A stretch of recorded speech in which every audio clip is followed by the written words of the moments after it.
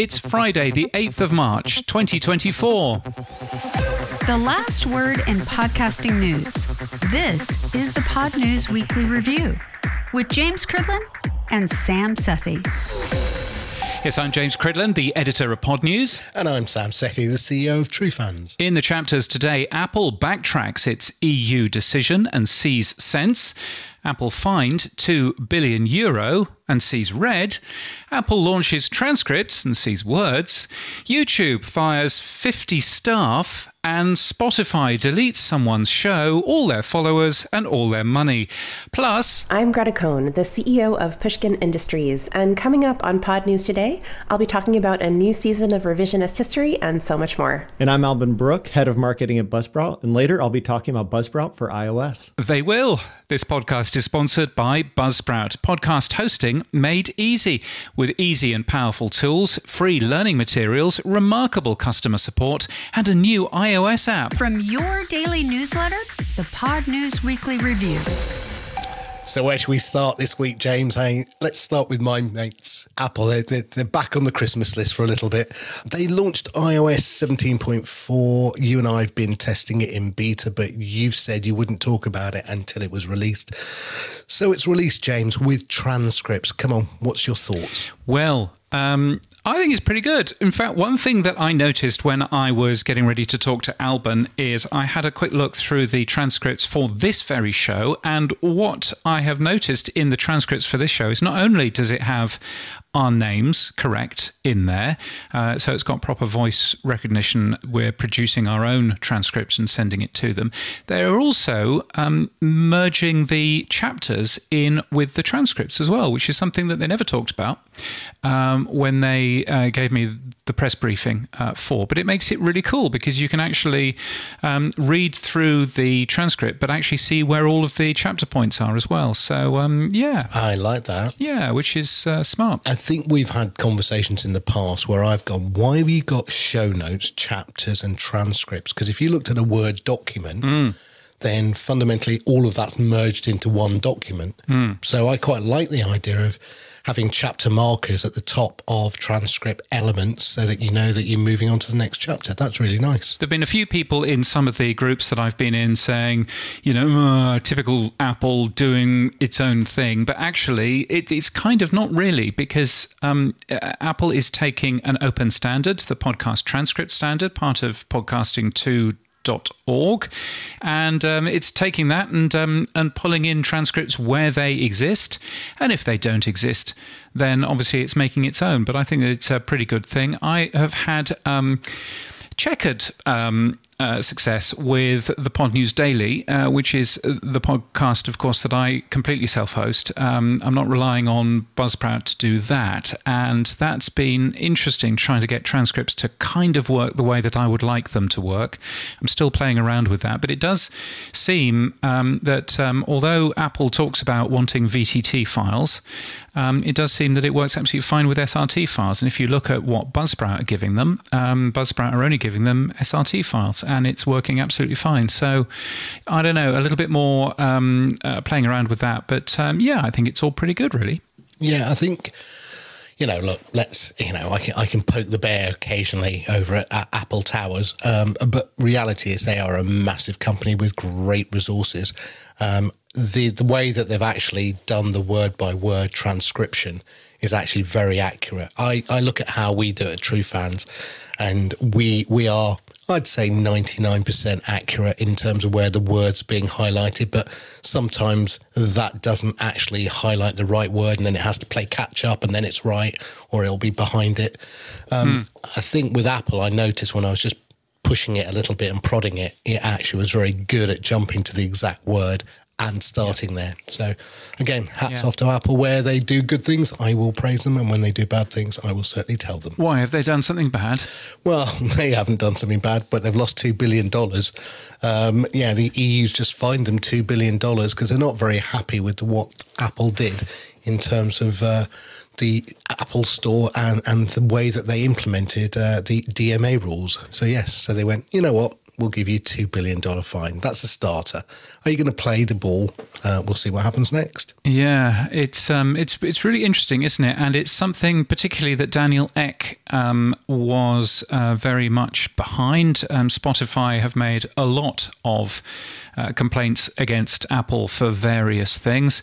He released a statement once the EU had worked out that they were going to fine the company $2 billion. This is why he has been making all of the complaints that he's been making. The internet is at risk, and fundamentally and principally, we at Spotify believe an open internet is a much better internet. And so that's why we're fighting, because Apple has decided that they want to close down the internet and make it theirs. And they view every single person using an iPhone to be their user, and that they should be able to dictate what that user experience should be, rather than that the iOS platform is a platform that accesses the internet, and that openness is good. So this is Daniel Ek, of course, the man who tried to take Spotify as being the only place where you could get podcasts. Openness is bad in that case. Spotify, of course, don't support any of the Open Podcasting 2.0 tags. They do their own things in terms of transcripts. They do their own things in terms of chapters. They do their own things in terms of lots of sense. But obviously, open internet is very important when you're talking about Spotify versus Apple. I think it's all a little bit dubious, to be honest. Yes, yeah. As I said to Neil Veglio, if you squint hard enough, everyone's right, everyone's correct. I mean, yes, he does want an open internet where basically Apple can't charge 30% on the payments. And to be fair, I wonder why. But to be fair, I mean, you know, I was listening to Scott Galloway on Pivot, and he was saying, you know, look, you know, Apple don't charge Apple Music 30% on you know, their payments. So you've got Apple both being the infrastructure provider of payments, but also favouring their own apps. And that's the problem. That's where Apple falls down. I mean, Google fell down when it was favouring itself in search results. And again, Microsoft fell down in the past when it favoured its own browser over everyone else. And I think I've gone on and said Apple needs to either be much more open in third-party support, or it needs to be broken up and have its apps removed. You can't have your cake and eat it, and that's what Apple does. Yeah, I was quite interested in reading, there's a bit of tittle-tattle today saying that if you download an app through an app store which isn't Apple's app store in the EU, which you'll be able to do from here on in, then that's absolutely fine. But if you then go and, you know, spend more than 90 days somewhere else outside of the EU, then Apple will stop that app from working. Which is just like genius. Yeah, Apple will basically go, it doesn't look as if you live in the EU anymore, and I think yeah, you shouldn't have that app on your phone anymore, and so they're going to get rid of it, which is brilliant. And I think, you know, Daniel Ek went on and said that they were a little bit skeptical that Apple were actually going to play ball with all of this. Apple has a history of skirting these rules. It's done so in many territories around the world: Japan, South Korea, Netherlands, just to name a few, where Apple's lost similar cases and it basically decided to ignore it or just vaguely comply, but not really comply with the spirit of whatever the court decided needed to happen. And they keep on doing that. And so the cynic in me would say that I think Apple might behave in the way that it behaved in the past, which is it's just going to ignore it. It's going to keep on acting the way it has been acting. Yeah, and I think he might have a point there. I think he does. I mean, you know, we've just talked about Apple's support for transcripts, and you and I have talked about the Sirius XM case. You know, Apple conveniently are bringing out transcripts around the same time as its legal judgment and throwing a bone to the podcasting 2.0 community. And I think it is throwing a bone. I don't think it's, you know, they could have done this a year ago. They didn't. And I think they will only do it when they're pushed into a corner and forced to do it. And that's sad. From Apple's point of view, they are basically saying Spotify's been downloaded more than 119 billion times on Apple devices. Their engineers, Apple's engineers, have actually flown to Stockholm to help Spotify's coders put new features into the Spotify app, and they've not charged Spotify for any of this. Spotify pays Apple absolutely nothing. for anything, and they managed to get a decent spot on, on the App Store, and they managed to, benefit from all of Apple's work. So you can see it on that side as well. But I'm only really playing devil's advocate because I feel that I kind of ought to. Well, Marguerite Vestager, the Executive Vice President in charge of competition policy, said for a decade Apple abused its dominant position in the market for distribution of music streaming apps through the App Store. And I think that's the problem. Apple is trying to be a good egg on one hand, supporting Spotify, but on the other hand, this 30% is just extortionate. And I think maybe if Apple bring that down to a much more reasonable charge for the services they provide, people wouldn't complain. I think it's now everyone's beginning to say, hang on a minute, Apple, you've milked the cow long enough. Time to actually now let other people have a little bit of the pie. Yeah, and it's not just 30%, is it? Because it does go down once you're large enough, I thought. Yeah, it goes down to 15% if you get significant traction and various other things. But again, 90% of apps within the App Store aren't going to hit that marker. So, you're always going to end up paying the 30%. And again, there's no way you can use alternative payment systems, so you're beholden. And again, later on in the show, I'll be talking about how we are going to implement Apple Pay within TrueFans and how it can be done outside the App Store. But again, I still have to pay the 30% tax, irrelevant, because if you can't beat them, sadly, you have to join them in some ways. Hold on to your trousers, everybody. It's another Sam Sethi rant on the way. You should be happy about Apple because they've reversed their decision to remove PWA web apps in the EU. You'll be able to use progressive web apps in the EU now. TrueFans is a progressive web app, and you'll be able to add that app to the home screen just the way that you can add a variety of different things. I mean, that's good news, isn't it? It's amazing news because, on the one hand, they were taking it away from us and I was going to have an absolute fit. And on the other hand, they've just sort of handed it back. So status quo restored. But, look, why they did that, I have no idea. Why they threatened it, I have no idea. I mean, why they put it back as a feature. Suddenly, Safari's suddenly safe again. Amazing. How was it unsafe and we had to remove it? And without doing anything, because I've not had an upgrade, it's suddenly safe again. So God knows what that one's about. But what I would say is, look, we as the community talk about open standards. Daniel talked about open standards a minute ago and the open internet. And we talk about podcasting being open. And then the first thing everyone does is they go and build native iOS apps and Android apps. Hey, I have built a PWA. I'm not hypocritical. I stick to the open web standards. I do not go and build proprietary platform standards. I fought Microsoft when I was at Netscape to stop them using ActiveX and JScript, proprietary Microsoft tech that would have killed the web. And yet here we are, fast forward 20 years, and we still are kowtowing down to Apple's proprietary standards.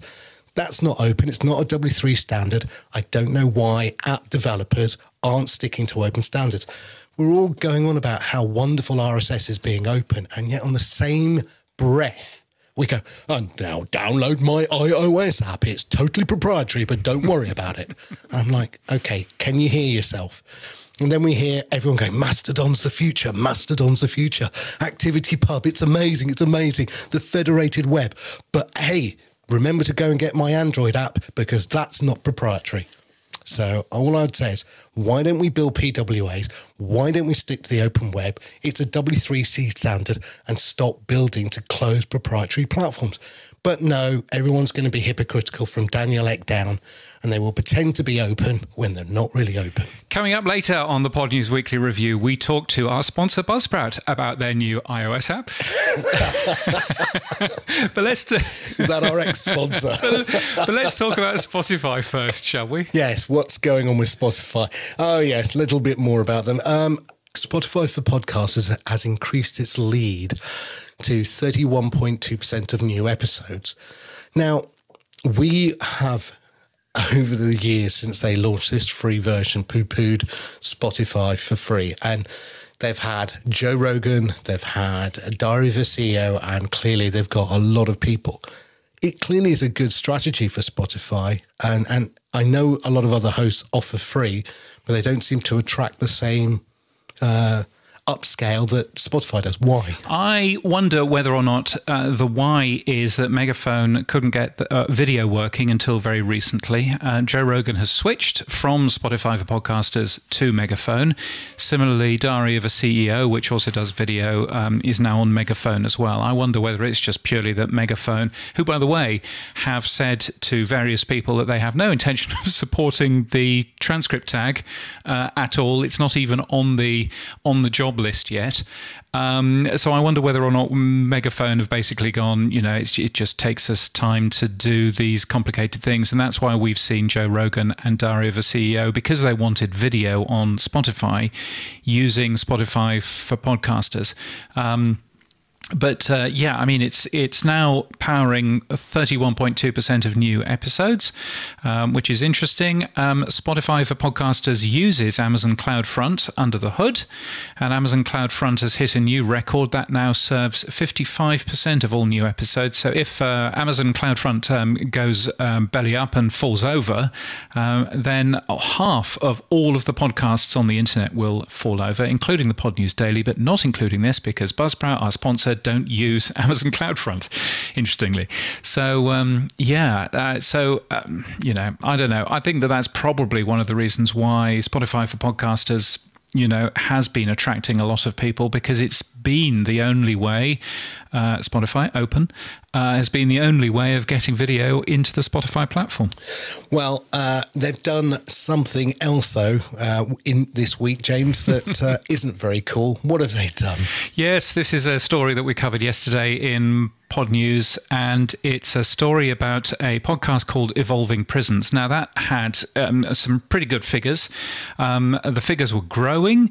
The show, Kagan Carey, who produces the show, had even used Spotify's paid subscription model, which I didn't really think was a thing, but no, it turns out it is. And she was earning money from that. People were paying, I think, £1.50 per month for bonus episodes, $1.99. Anyway, and then she heard that she'd gained a nomination for Outstanding Indie Podcast at the True Crime Awards. So everything was going absolutely fine until Spotify deleted her podcast. Oops. Not just did Spotify delete their podcast, Spotify gave all of the money back to these paid subscribers. Spotify pulled the podcast off Apple and various other places as well. And so basically she has to start all over again. And she contacted me and she said, you've covered stories about Anchor deleting people's shows in the past. Is this something that you might be able to help with? And thankfully, I did know somebody who can help. And while Spotify don't comment on specific incidents, they say we are working closely with the creator to quickly resolve this issue. My understanding is that they've at least been able to restore the stats for the show. They've emailed the former subscribers asking them to resubscribe, and they've reimbursed some of the lost revenue as well. It's a good step, but obviously what Spotify can't do is they can't get all of her subscribers back on all of the other platforms as well. So it's a bit of a mess. And the reason why it was deleted and then put back, it was deleted because the algorithm flagged it because of suspicious payments activity, apparently. And within 12 hours, she got another email saying, after review, your podcast account has been reinstated. However, based on our internal flags, we recommend updating your password.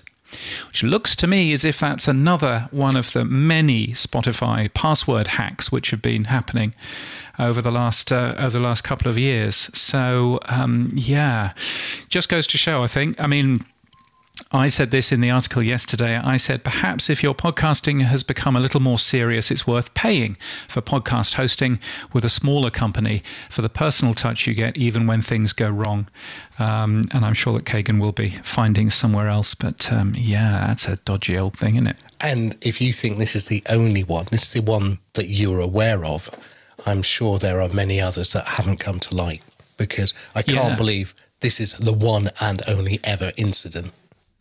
Yeah, and to be fair, Spotify have done much of what they can. I mean, apart from deleting the thing in the first place. And to be fair, we will always hear more about this going on Spotify than anywhere else, because Spotify is both the largest company, but also gives podcasts away for free. So of course we're going to hear that. But even so, that's not a good look, is it?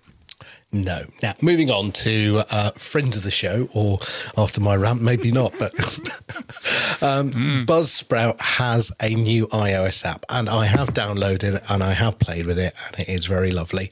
But James, you caught up with Alban Brooke, the marketing director at Buzzsprout, didn't you? I did catch up with Alban, and had a good chat with him. And the first question, as I always do, even though I think that everybody knows, is I asked, what is Buzzsprout? Buzzsprout is a technical solution that hosts this podcast. So we help get your podcast online and distributed out to the world. We're proud supporters of the Pod News Weekly Review, and we host 120,000 other active podcasts, but those are incidental to the work we do here.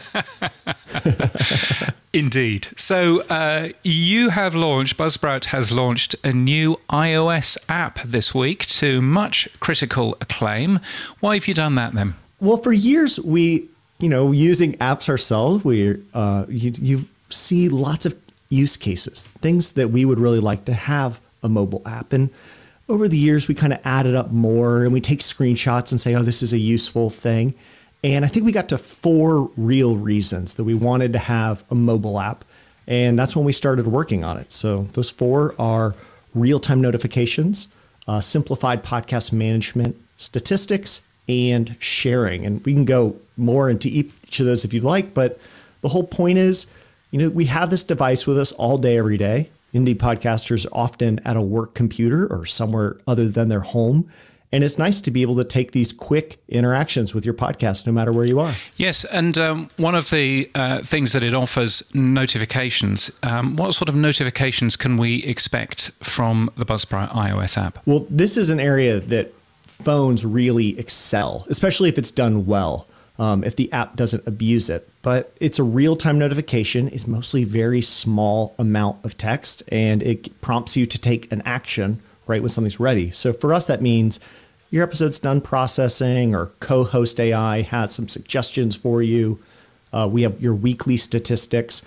Maybe you have an ad opportunity with Buzzsprout ads.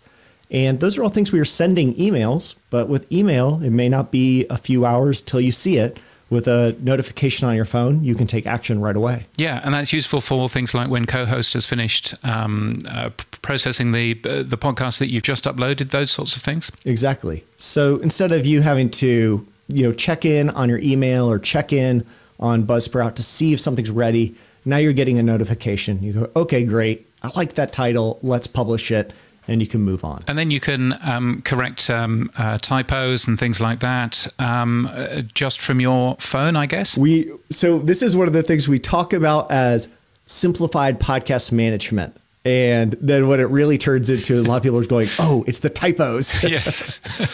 But the way I think about it is sometimes we're trying to balance quality. We want a lot of podcasters to aspire to a high level of quality, but without giving into perfectionism. And perfectionism to me can be really bad when you're double and triple checking, you're re-listening to the episode to make sure you never made a mistake. But what we can do, or at least where Buzzsprout can step in, is help you course correct. Maybe you made a typo. Maybe you forgot a link. Well, your listeners are going to tell you that pretty quickly.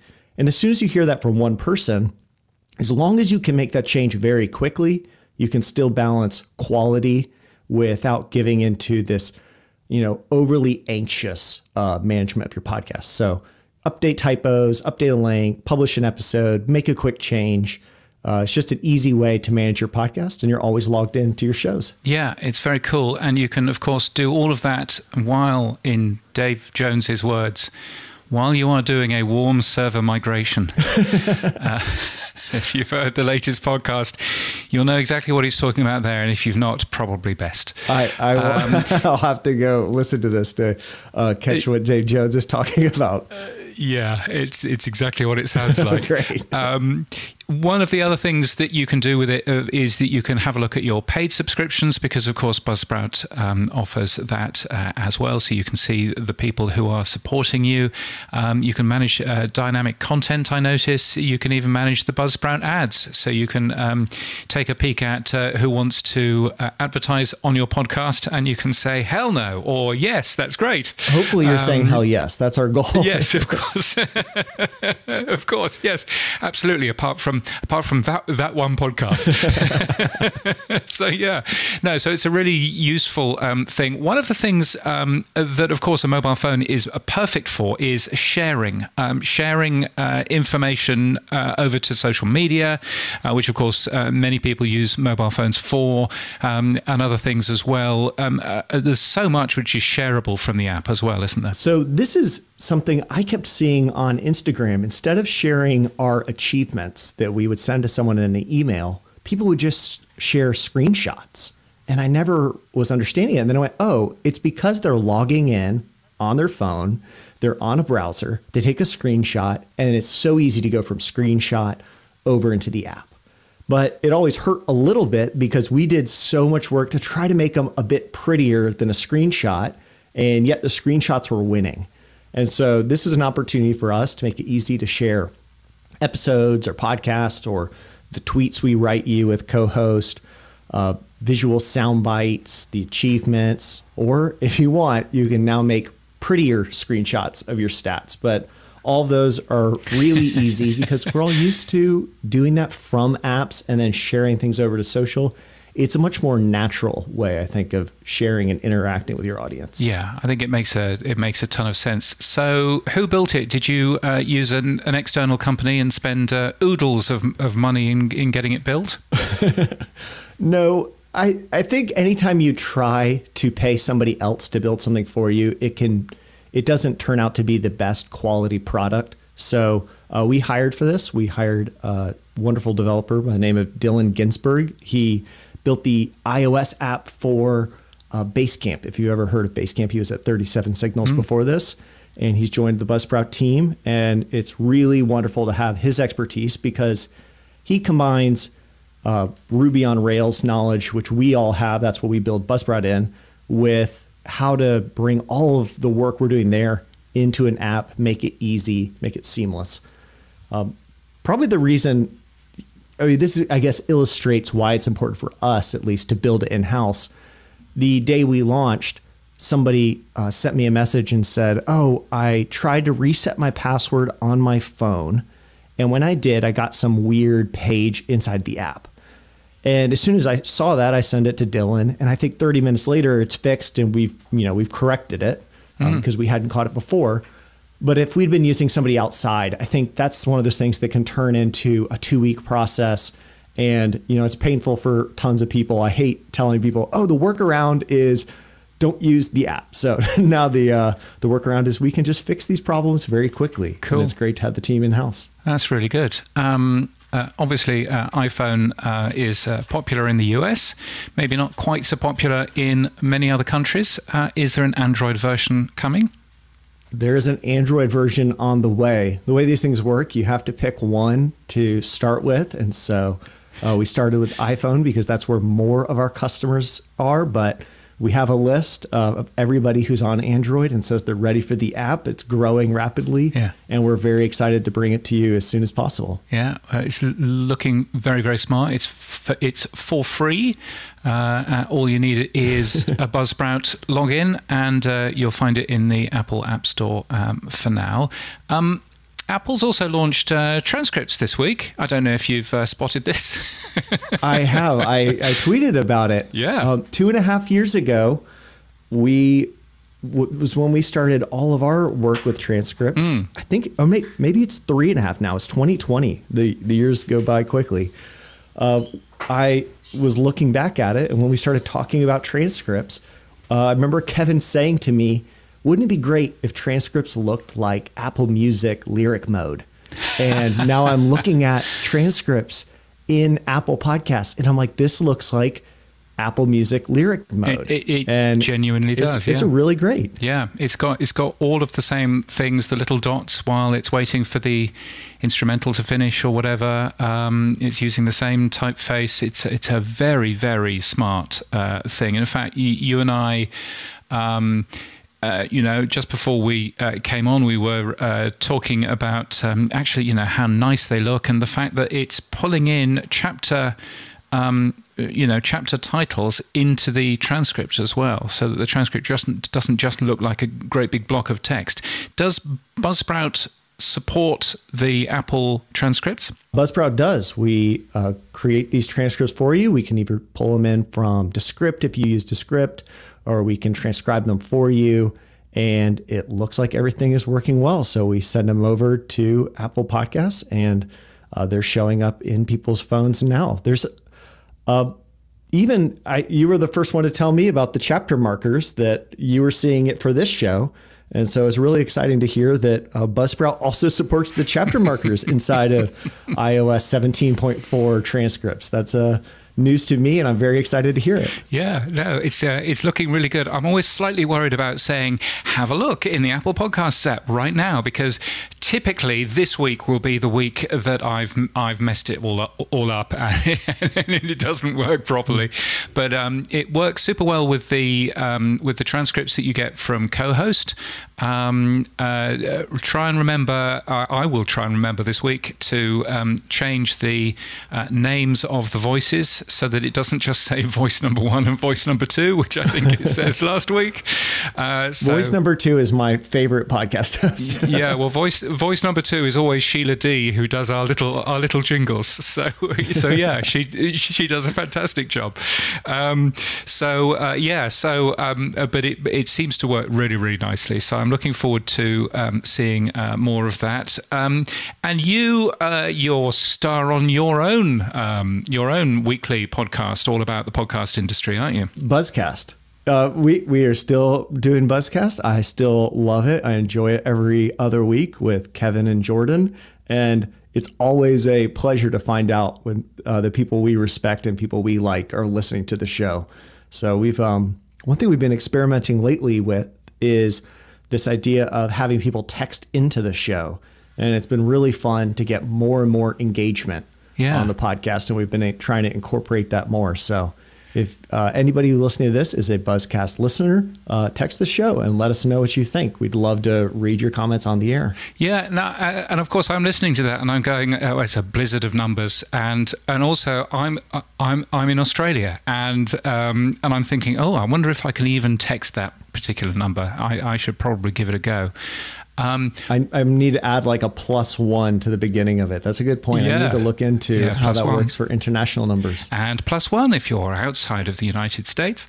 Because it's interesting, because I think we've seen obviously boosts and things like that as being a really nice way of getting feedback from the people who listen. But there's a certain amount of people that will send a boost. There is, of course, the holy grail of cross-app comments, which is a lovely thing. Somebody left a message for this very podcast on Spotify, because apparently you can leave messages on Spotify, but nobody has ever done that in the last 3 years. But somebody has ended up doing that as well.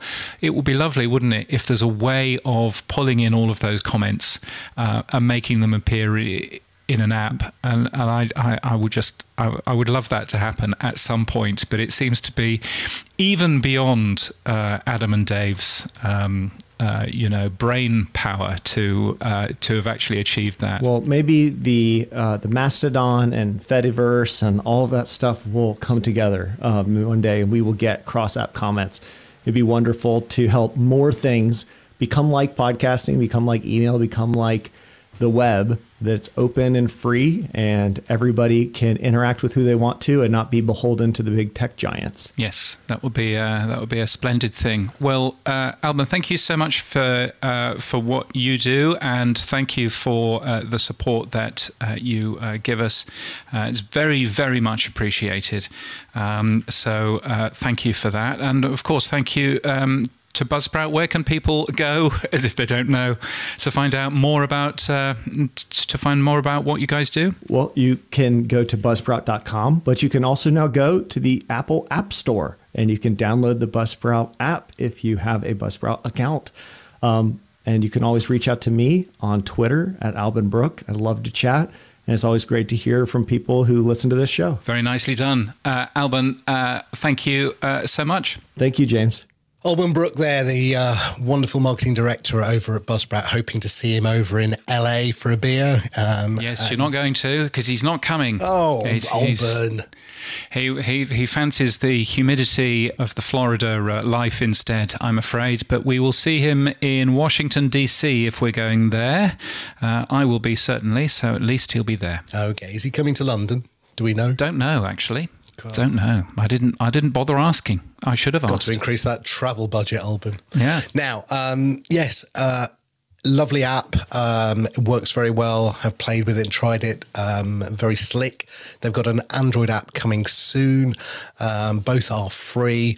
My one question to Alban would be, and probably to Kevin and Tom, is why did you build a native iOS app when you could have built a PWA? Because I looked at the features that you've used, and there's nothing that you are using that is native to the phone itself, like the camera or maybe something else like that. So you now have the problem of having to maintain 3 code bases, the Android app, the iOS app, and also the web app.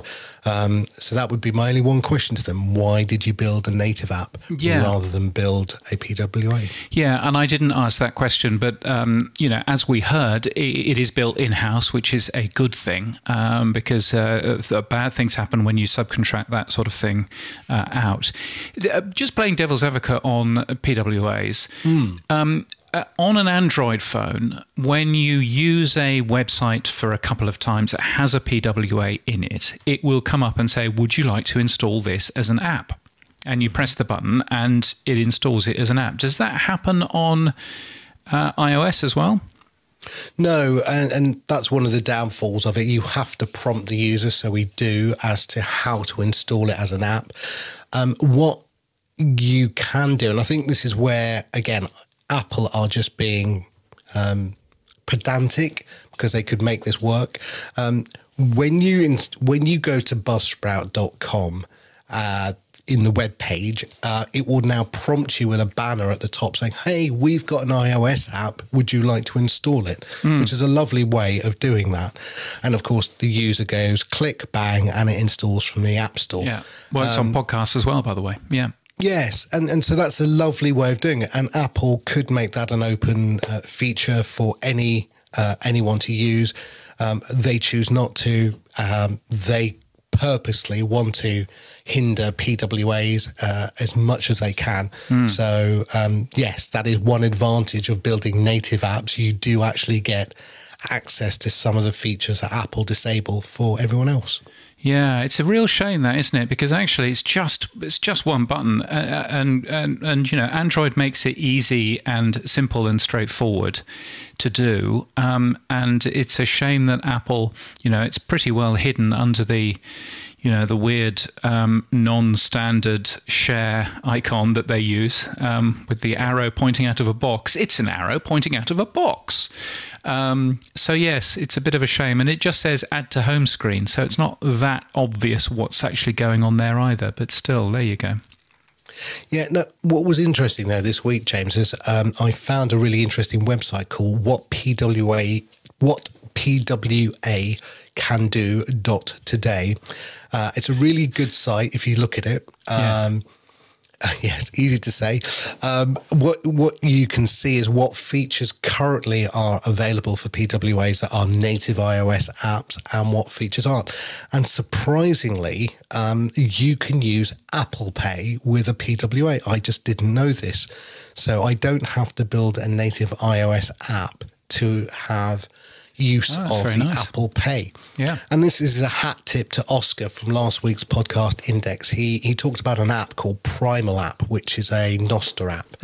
And what they've done is they've worked out cleverly, well done to them, that you can use in-app purchases within your app. So what they do is they say, for $4.99, you can get so many sats. Click the button, Apple Pay pays it, and it's instant. There's no KYC, know your customer, set your bank account up, da-da-da-da-da-da-da.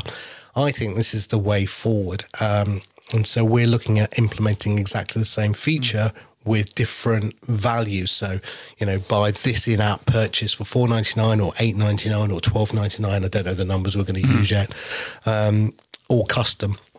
Yeah. And this is a great way that you can actually get fiat to sat with one click using Apple Pay. But because they actually, Apple, support it within the web rather than having to have a native iOS app, I can actually build that in, and we'll have that available in the next couple of weeks. And you can also buy classified advertising on the Pod News website using Apple Pay and Google Pay. So there's a thing. Hurrah.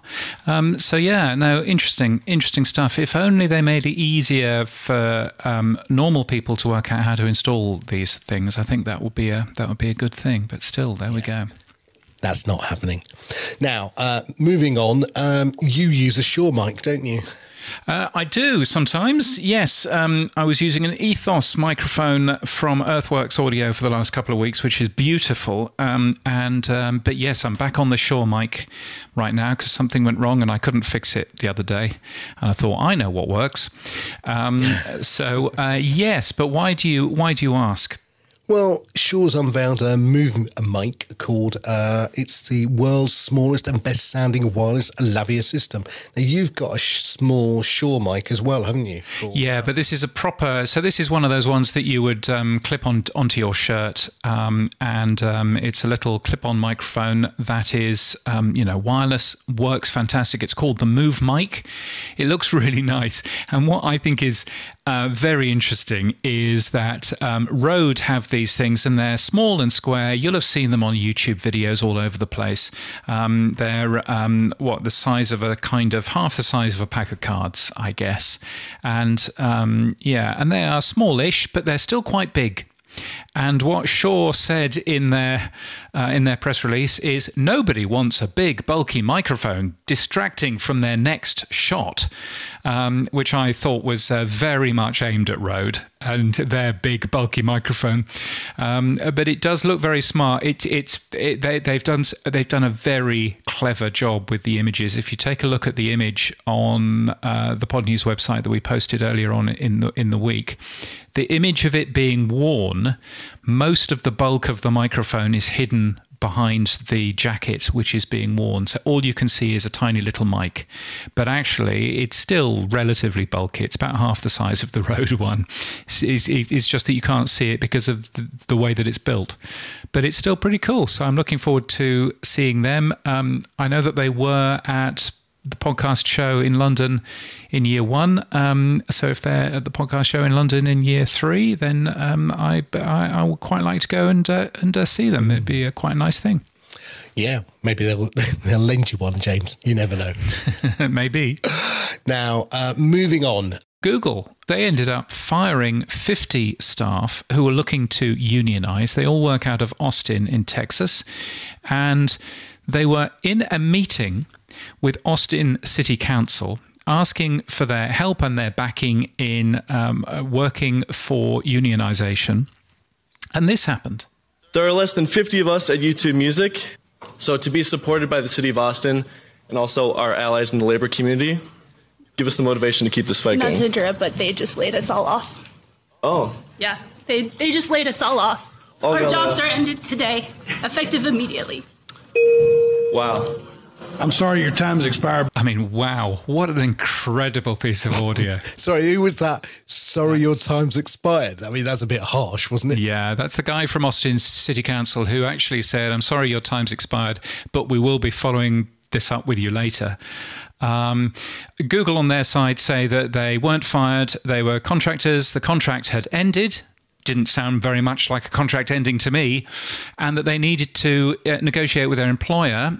Cognizant, except the National Labour Relations Board has said twice that no, the workers are jointly employed by both Cognizant and Google, as the Alphabet Workers Union says that Google's action is illegal. But to do it in the middle of a meeting with a council like that is just astonishing. So, yeah, really bad, really bad stuff from Google. However they want to paint it, that does not come over well. So I remember when Google was one of those companies that I used to admire. But I think every single week I hear something else that I go, oh, really? Is that really a thing? Didn't they have a motto called "Don't be evil"? Yeah, they did, and then they got rid of it. And then they're now evil. Yes. So, yeah, it's just no good at all. Now, one other company that has suffered with redundancies in 2023 was Pushkin Industries. This led to them having a new CEO, Gretta Cohn, and a new exec team. And I thought it would be great, James, to catch up with Gretta and to find out what's happening at Pushkin Industries and what are their plans for 2024. We are committed to making audio in any genre, any style that is high quality, that entertains, that educates, and that finds audience. And we are committed, as we say now, to good, smart, fun is sort of like our driving motto. You've got a very extensive slate. I was very excited when you got Paul McCartney recently. Were you on board when that deal happened? I came into Pushkin in the summer of 2022 when Pushkin acquired my production company, Transmitter Media. So the McCartney project was well underway, but my first role at Pushkin was as SVP of content. And so I dove right into that project. And, you know, I have a background as a musician. Some of my favorite kind of content to consume, documentary, audio, film, series, is music. So that was one of the first projects that I immediately sort of like took a shine to. And what was fascinating about that show is that the team had to work with archives that were recorded a number of years ago when Paul Muldoon was preparing to write the book with Paul McCartney, Life and Lyrics. And they were not intending to use any of that audio material in any shape or form. And so it was recorded in a very sort of offhand way. They're often eating lunch or eating almonds or drinking tea or eating something else. And so there were certainly challenges for the production team immediately coming into that project in terms of making this sort of beautiful, highly listenable, addictive series that we have today. But they did a wonderful job, the production team did. And it's been fantastic working with Paul McCartney's team and sort of collaborating with them on the project as well. So, looking at the extensive slate you have, how do Pushkin go about creating or deciding on what they're going to add to that slate? You know, what gets dropped off at one end because everything has a shelf life, and what gets added? How does that process go? Yeah. So I think we're very lucky in that we have a very strong network. As you and the audience well know, launching a show is one of the hardest things that we can do, launching a brand new show. And so when we're thinking about adding something new to our roster, we're really thinking about, is our audience going to enjoy? Are they going to learn from it? Is it going to maybe challenge them in interesting ways? And can we use our network to grow an audience? Because the last thing, and certainly Pushkin had its fair share of experiments in the last couple of years where we launch a show and it's really tough to find audience and get that footing. And ultimately, it's not going to be a long-term experience for Pushkin, for the hosts, because, you know, there comes a point where if you're not driving audience, what are you doing? So we're very committed to using the full power of our network to build and launch new shows, new hosts, find audience. Now, there has been a drive in the industry for celebrity-led podcasting, which is equally seemingly coming off, we thought, with Spotify removing the exclusives.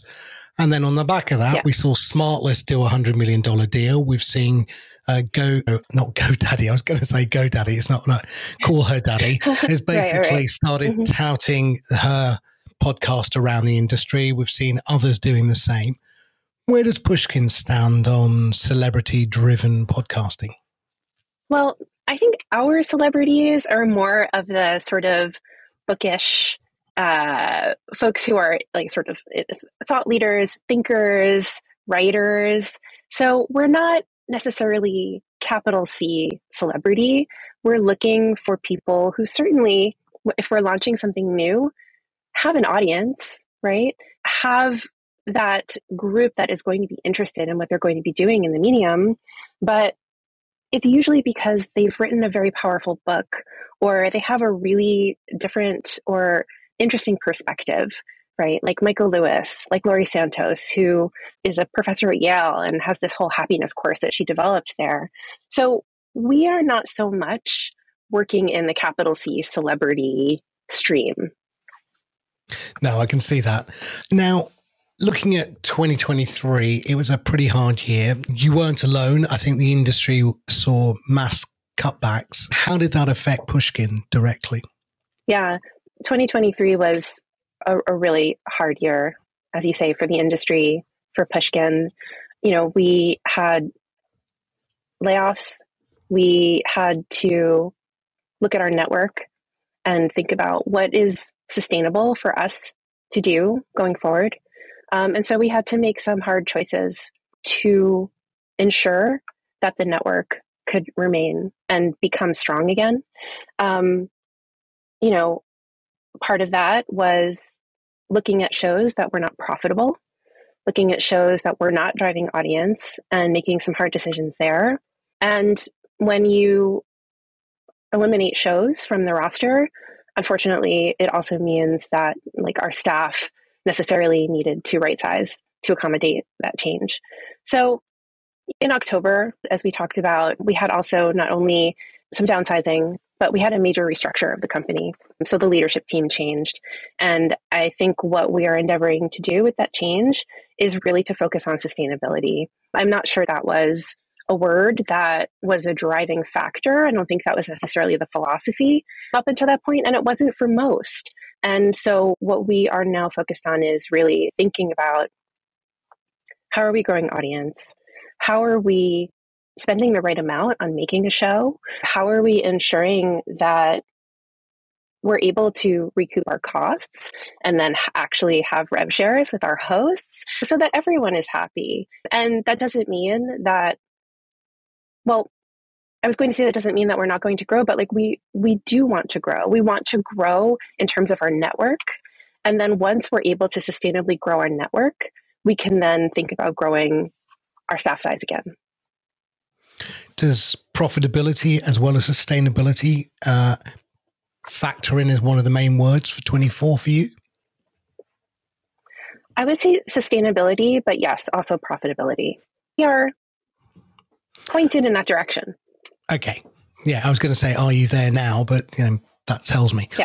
Okay. And in terms of where Pushkin is going, you've got another interesting part to the business, not just podcasting. You've got a very strong audiobook business.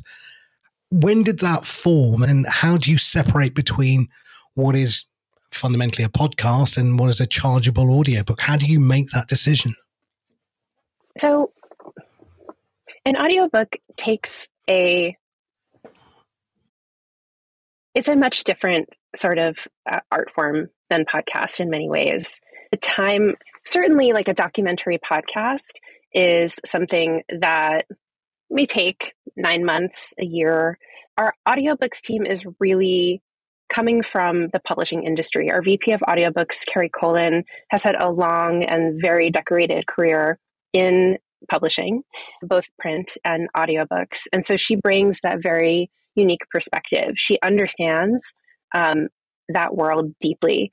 And, as evidenced by our Audie that we received for Wild and Precious. And so she works very closely with audiobook authors to generate ideas, to write manuscripts. I mean, this is, when we're making a podcast, we have table reads, we have scripts, we have tape, and all of those good things that go into making a podcast.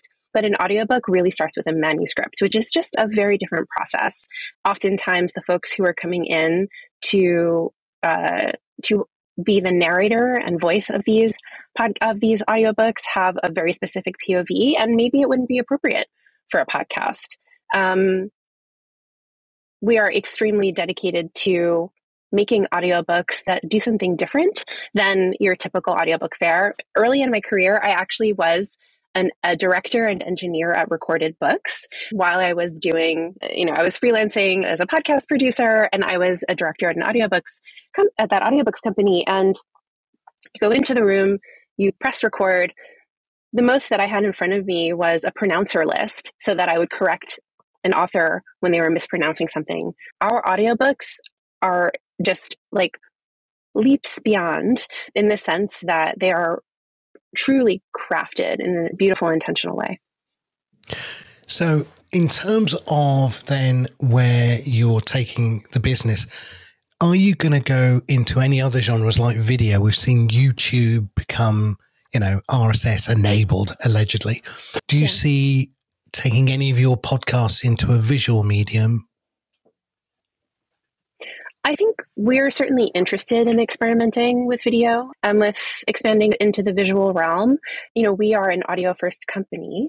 And so that means that we don't necessarily have the staff who are experts in that at the moment. And I think like video and audio are very distinct mediums. And so when thinking about working in visual and in video, we want to be certain that we are doing it in a way that serves the viewer, right? We don't want to just put something out that's going to be like an afterthought. We have been experimenting. Some of our shows do capture some amount of video. I think in our new series for revisionist history developmental, there are a couple of little clips that we're collecting on video, and they're wonderful to see. There is an element that's added when you see someone telling the story visually. That's just fantastic. But some of our shows that I think could really lend themselves to video, or a show like Broken Record, right? Like this morning, I was listening to the interview that Justin Richmond has done with PJ Harvey and John Parrish. Huge fan. Would I like to be able to watch that interview and see PJ Harvey and with them in that way? Absolutely, yes. So it's something that we are definitely exploring and is on our radar. Are we there yet? Not quite. One of the other areas that a lot of production companies are looking at are international foreign language translations. Yeah. Taking the existing core element and then using it. Now, iHeartMedia and Wondery are looking at using AI, voice-enabled voice translations. Other companies don't believe that's a good model, that, A, the technology is maybe not there, but B, they feel that you can't get that local nuance unless you've got an actual language spoken person. Where does Pushkin sit? Are you looking to technology to internationalize what you do, or are you looking for native speakers and then re-record? We're exploring. Okay. We currently are. Yeah, we are working on a Spanish translation of The Happiness Lab. That is, correct me if I'm wrong here, but I'm fairly certain that is using native speakers who are essentially like performing the role of the voices, human narrator, native speaker, with Univision. And that project is underway, super interesting. Are we looking at the potential for AI? Certainly we are. I mean, I think we would not be doing our due diligence if we weren't like trying to understand how it might work. I think that there is a lot of opportunity to bring some of our most popular shows to audiences in their language. So we are on that train. We are exploring it from all directions. Yeah. Cool. Apple Podcasts this week launched iOS 17.4 with transcriptions. Is this something that Pushkin's going to be, focusing on adding transcriptions to all of their podcasts? Oh, yeah. When I was at HotPod last week, yes. What is time? I ran into Jake Shapiro from Apple in the hallway, and he showed me one of our shows, Cautionary Tales, and we looked at the transcript together, and I think it's excellent. I think it's great. I think accessibility is really important. Also, simply, if you are a listener who wants to return to an episode that you had heard last year, and you're looking because you wanted to maybe find out like, oh, what did PJ Harvey say about Captain Beefheart, right? Like you can then, search in the transcript. I think it's excellent. I'm really glad it's here. And I think we will be really continuing to ensure that we have transcripts for across our shows. Now, Pushkin has got something called Pushkin Plus, so I think that's your subscription-based model. And obviously, you've got an advertising-driven model. Are you looking at any other forms of monetization, or are they the only two, advertising or, subscription-based? Well, our audiobooks, right? So our audiobooks is, I would say, like the third leg of the stool. We've got our, ads-based, our podcasts, and our ads-based monetization, as you say, our subscription service, Pushkin Plus. And then, audiobooks. It becomes a really fantastic way that we can actually connect directly with listeners. Oh, did you freeze? Oh, there you are. So audiobooks are a great way for us to be working on content that has its own type of monetization, that is free from the ads, the ups and downs of the ads market. And that is an area where we're going to be focused on growth for sure. Cool. Last question. Looking back on 2024, what would success look like for you? We'd love to launch a few shows that make an impact on audience. We have a number of audiobooks that we're releasing this year. We'd love to see them also drive audience. Coming out this spring is The Art of Small Talk, which I think is going to be a fantastic and funny and informative book. And then, of course, sustainability and profitability. And that is just something that we are, and on top of that, because I actually haven't talked yet about our wonderful staff at Pushkin, we're really focused on a healthy, happy workplace where people can show up every day, feel proud of the work they're doing, enjoy working with their colleagues, feel supported, have the resources that they need. I think particularly coming out of what last year was, that's a huge priority for me. And so at the end of 2024, if I can say that I have a happy, healthy staff and group and community and group of producers, marketers, operations folks, that would be a huge success. Gretta, thank you so much for your time. Congratulations on your new role. Yeah, thank you for having me. And all the success for 2024. Thanks so much, Sam. Gretta Cohn from Pushkin Industries. Really interesting that. Did you end up talking, obviously she's been working on audiobooks and micropayments and all of that kind of stuff. Did you end up talking much about Podcasting 2.0 with her? I did, and we did it after the interview. I didn't feel it was fair to put her in a position of having to publicly talk about it as an official spokesperson for Pushkin.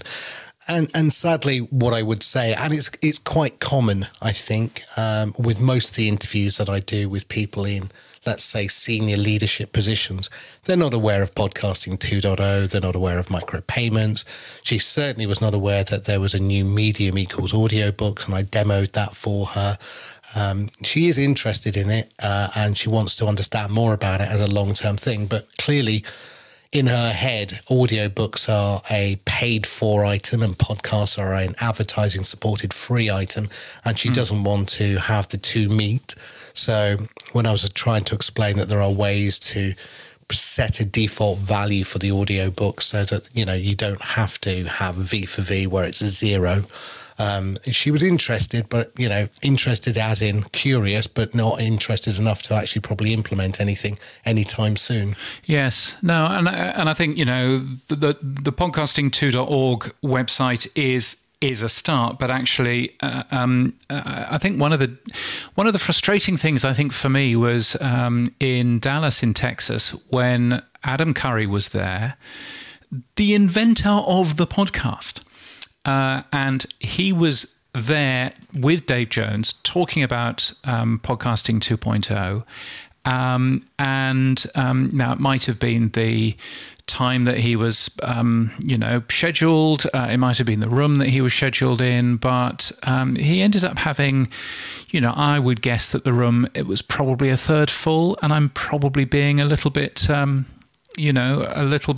complimentary there. It was disappointing, and I don't know what we can do to make people more interested in it. it's a difficult one, isn't it? Well, if Nielsen did a survey of CEOs of all the big production companies, have they heard of podcasting 2.0 and are they planning to support it? I suspect the answer is no and no. Sadly, I still think, as much as I love it and I'm a 100% supporter of it, I'm building an app that relies on it. So, money where mouth is. I still think we talk in a bubble, and I still think we talk to ourselves and we don't focus on outbound marketing. And if, Adam will say, well, if people mention it at the end of their show or during their show, and I'll go, yeah, the half dozen shows that use it, great. That's not going to cause a richter in anyone's, boardroom. So I don't know what the answer is. I do think, as I said earlier, though, what Oscar's hinted at, and I don't know if Fountain are going to implement this, but what Primal have done, which fundamentally allows you to have one-click payment to get your sats, I think is going to be potentially a game changer, because it goes back to your original point, James, which is the user at the end of the day doesn't need to know that sats is a Bitcoin micropayment system. They just need to know it's funny tokens that I use on this app. Well, yes, exactly. So, yeah, Well, it's one of those things that we should sort of continue banging the drum at. That said, of course, ads are still earning money. iHeartMedia releasing its Q4 financials, podcast revenue up 17% for the quarter, up 14% for the whole of 2023. And the company claims growing demand for podcast advertising, which is probably a good thing. And also a good thing, Serial, which some say was the podcast that led to this second coming of podcasting. It's 10 years since Serial started, and this month it's coming back for the 4th season. It's out on March the 28th on the New York Times audio app and everywhere podcasts are, it says here. So, yeah. So, again, I've not listened to Serial. Should I? What? You've not listened to the original Serial? No. Hey, I don't read books unless it's technical, so why would I want to go and listen to a podcast about some fictional story? It doesn't interest me. It isn't a fictional story; it's a real story. But okay, yeah, still, yeah. No, I mean, it's interesting because I think that Serial, if Serial, Serial was one of those big shows that, you were having conversations around the water cooler about, where are you in Serial and how have you caught up and everything else. And it was very interesting. And I wonder whether Serial would work now. And I'm pretty convinced it won't, from a point of view of, would it be as big as that? But yes, it's back. With a 4th season, it's a story about Guantanamo through the personal stories of those on the ground who know things the rest of us don't. Is all that it says. I will be listening, doubtless I'll be listening to a few of them and going, yeah, but it's not as good as the original, and moving on. But still, there we go. I might actually listen to that, because I am so amazed that people can get away with having Guantanamo Bay. But anyway. The tech stuff on the Pod News Weekly Review. Yes, it's the stuff you'll find every Monday in the Pod News newsletter. Here's where we do all of the tech talk, and here's where Sam talks technology. Sam, what have you got for us? Well, a couple of interesting ones. New dynamic feed drop technology has been launched by Podroll. The tool adds promotional episodes directly into podcasts as the second most recent episode. What's it doing, James? This is really cool, I think, in that they have access to more than 30 different podcast networks. They change the RSS feeds dynamically for these podcasts to chuck in a promotional episode. So it's like a feed drop, but it's a feed drop at scale. I think it's quite a clever idea, and also quite a clever idea sticking a trailer in as the second most recent episode in your RSS feed. You might find that a daily podcast is currently doing that for this very show. I thought that was a really clever plan. So that's Podroll, which is worth a peek at. Do a search in the Pod News website for that. Spreaker is now supporting Podping, which is good news. Podping, of course, being the way that you communicate to podcast directories that you've published a new episode. Loads of people support it already. Buzzsprout, Blueberry, Transistor, RSS.com, Captivate, Pod News, and the addition of Spreaker probably at least doubles the amount of shows which are being mentioned by Podping, given that Spreaker is a very large, has a free tier and everything else. So, that's pretty good news, I think. I'd love to know who isn't supporting Podping anymore. Oh, who isn't supporting? I mean, Libsyn. Oh, Libsyn don't support anything. I mean, yeah, because it was invented since 2008. So obviously they're not supporting it. I don't believe there are a few others. I'm not sure that Omni Studio is supporting it. I'm not entirely confident about that. I do know that Libsyn certainly doesn't support it, and of course, people like the BBC, people like NPR, they don't appear to support Podping either. And I think actually this is where we should be. I mean, the BBC's internal RSS thing, and the ABC's as well, is so old-fashioned. It doesn't deal with trailers. You can't very easily change, descriptions and everything else. I mean, that's really where the low-hanging fruit is, because there are a lot of shows that use that too. So, yeah. Now, Wondercraft, who we had on a few weeks ago, the Canva for audio, won Product of the Day at Product Hunt. So they're really pushing their marketing out now as well. Yes. Descript's releasing version 84. They've got a new AI action. It's called Find All Highlights. So basically lets you find any highlights that it thinks are worth sharing, which is good. And our friends at rss.com have released a new embeddable player, and they've also released a new affiliate program with Rewardful. I was catching up with Alberto over email, so that's really good. Excitingly as well, they're planning on releasing support for the pod roll in April, possibly.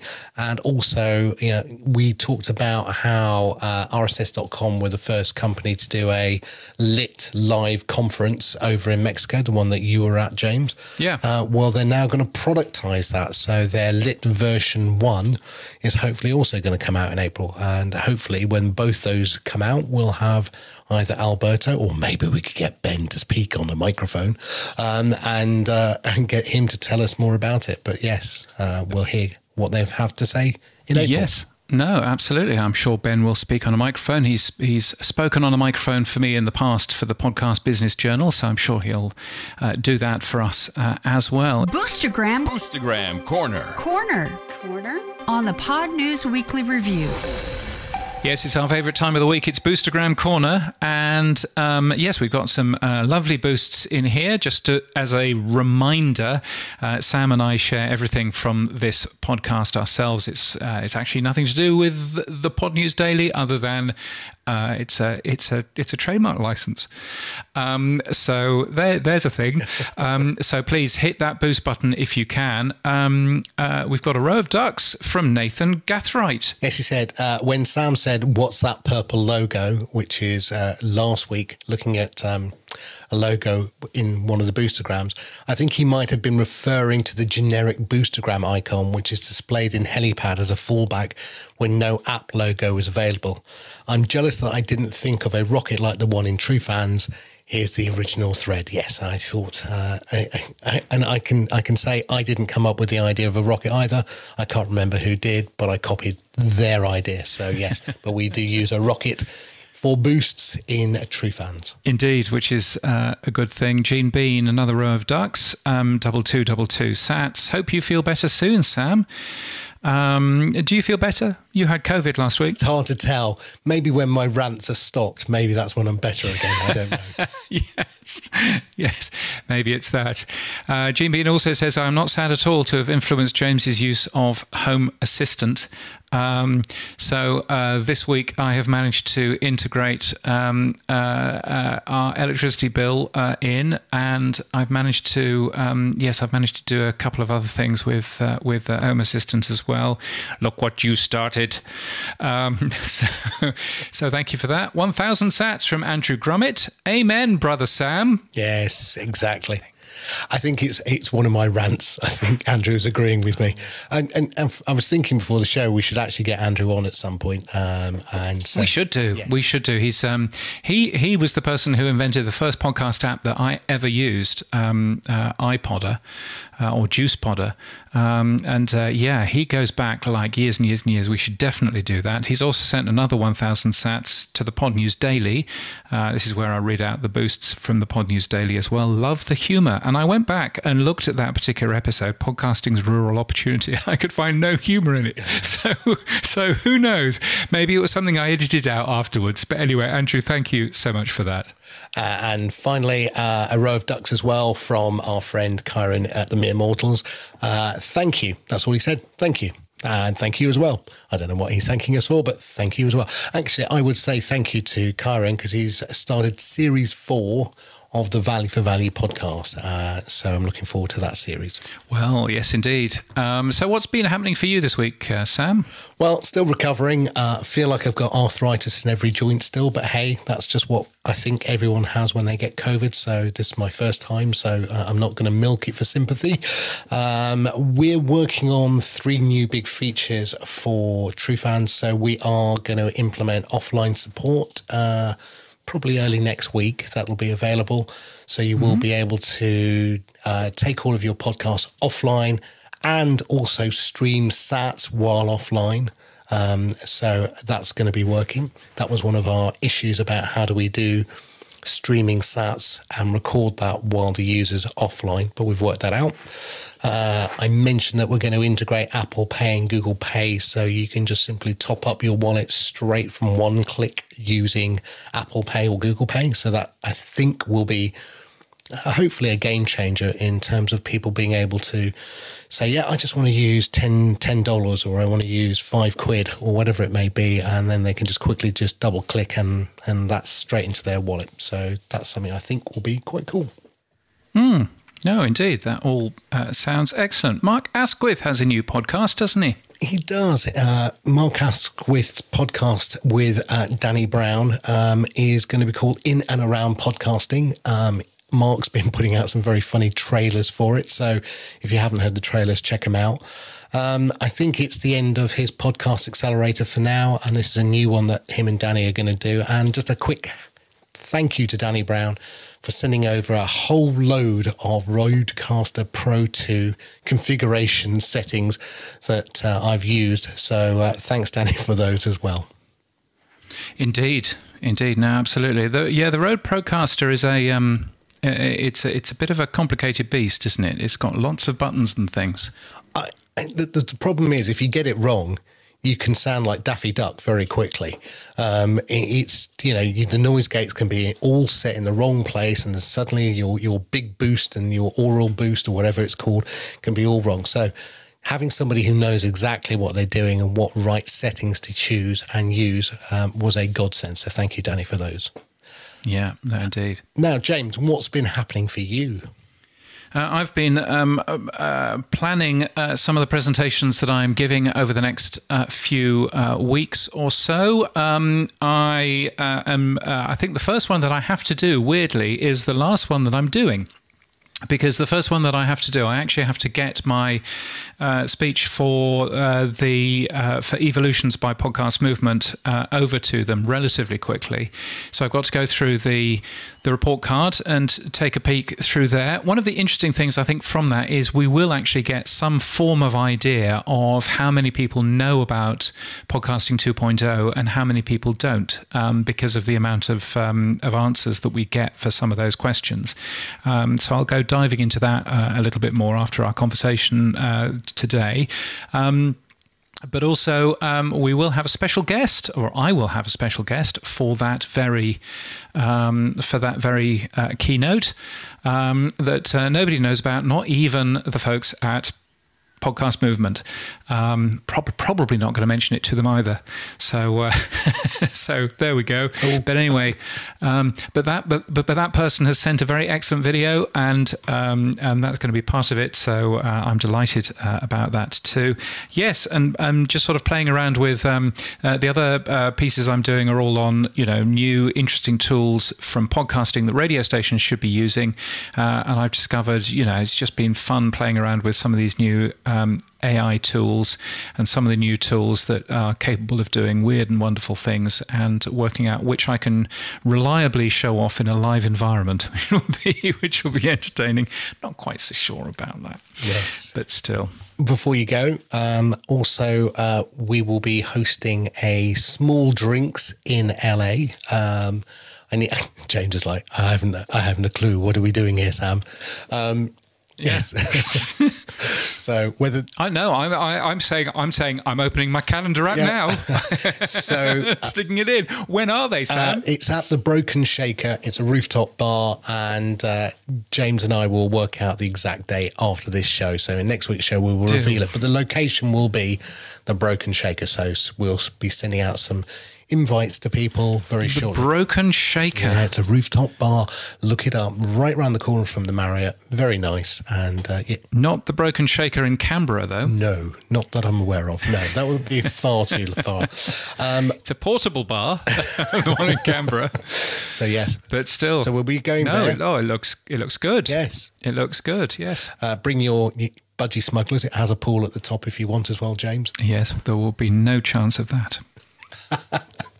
And also, I'm planning the London drink ups as well very shortly. So again, Gretta Cohn will be coming over to London, she said, and she's already invited from Pushkin Industries. So yeah, I'm very excited for the London one as well. Excellent. Well, yes, I'm looking forward to. So it's not too far. It's a quick couple of walks away. It's a couple of blocks. Is that what they say in America? A couple of blocks away. It's a James Beard Award finalist. I'm called James. I have a beard. So. There you go. It's all fitting into place, the plan. It's all fitting into place. Yes. Well, I'm looking forward to finding out what you've actually managed to book, because that's always the important thing, isn't it? And that's it for this week. Thank you to Alban Brooke, and thank you to Gretta Cohn. You can also listen to the Pod News Daily and subscribe to the Pod News newsletter for more of these stories and more too. You can give feedback to James and I by sending this show a boostergram. If your podcast app doesn't support Boost, then grab a new app from podcasting2.org/apps. Our music is from Studio Dragonfly. Our voiceover is Sheila D. We're hosted and sponsored by Buzzsprout. Podcast hosting made easy. Get updated every day. Subscribe to our newsletter at podnews.net. Tell your friends and grow the show. And support us. The Pod News Weekly Review will return next week. Keep listening.